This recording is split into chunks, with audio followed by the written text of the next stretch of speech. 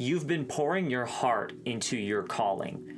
You're managing an entire ecosystem of channels, building out extensive multi-week curriculums to develop the people you lead, and meticulously plotting out long-term narratives for the art you create. You are serving God through your platform, but the dashboard is quiet.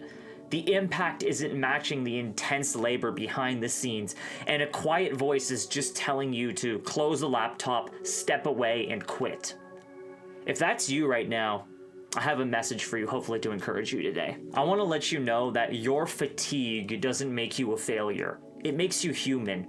In Galatians 6 verse 9, Paul says, "Let us not grow weary of doing good." We might think of growing weary as just being tired, but the original Greek word he uses doesn't refer to this at all. It refers to being utterly spiritless, to lose your courage, to faint in your soul. The tragedy of this is that it hits us right when we are doing exactly what we are supposed to be doing. Building, creating, teaching. Even Paul had to actively fight off this exact brand of soul fatigue. If you feel like giving up on your platform today and all the things that God has called for you to build, you are in the middle of this deeply biblical, historically spiritual battle.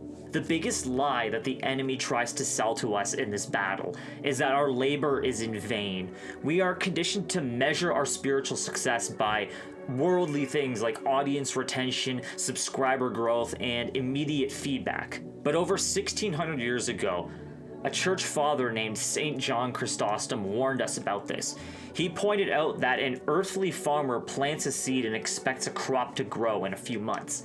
If it doesn't grow, the labor is wasted. But spiritual agriculture is different. The seeds you are planting, a framework in a course, a deeply personal piece of art, a single video meant to encourage one specific person, even if you don't know who that person is going to be, those operate on an eternal timeline. Those operate on God's timing. Isaiah himself felt these same frustrations. In 49 verse 4, he cried out, "I have labored in vain. I've spent my strength for nothing." But then he shifted his perspective and said, "Yet surely my right is with the Lord, and my recompense with my God." Your validation does not come from a YouTube analytics page or a like or subscriber count going up. Your recompense is held specifically by God. So as followers of Christ, how do we keep going when the winter coldness of waiting feels so endlessly long? We change how we view time on God's timing. Galatians 6:9 promises that we will reap in due season. Paul doesn't use the Greek word chronos, which means clock time, the ticking of days and weeks on your content calendar. He uses the word kairos. Kairos is an appointed time, a divinely orchestrated schedule. It is God's perfectly scheduled moment for breakthrough. You're not in charge of the kairos as a follower of Christ. You're only in charge of the faithfulness to him to see that unfold and play out, either within your life or beyond your life. Let me encourage you today, do not give up. Keep building the ecosystem that God has called you to. Spend time in prayer. Keep writing the curriculum. Spend time in your scriptures. Keep fleshing out the story.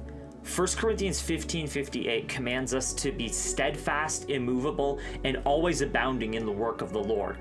God holds the season. When his time arrives, it will suddenly make sense of every unseen hour of your labor.